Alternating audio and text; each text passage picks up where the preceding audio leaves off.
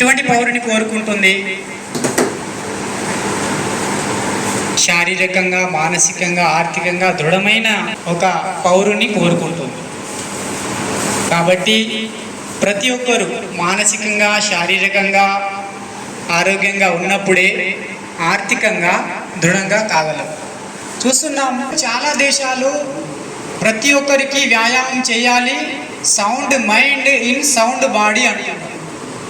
దృఢమైన శరీరంలోనే దృఢమైన మనసు ఉంటుందనే ఉద్దేశంతో పిల్లల్ని చిన్నప్పటి నుండి తొక్కుతారు వాళ్ళు వ్యాయామాలు చేయిస్తూ.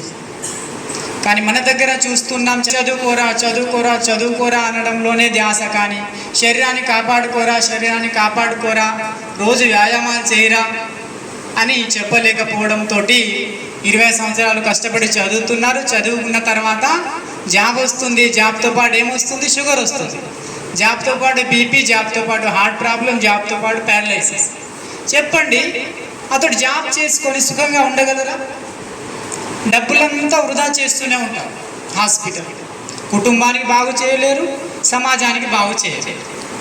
ఎందుకంటే ఒక ఎంఆర్ఓ మీద, ఒక పోలీస్ ఆఫీసర్ మీద, ఒక లాయర్ మీద, ఒక జడ్జి మీద ఈ సమాజం ఆధారపడి ఉంటుంది.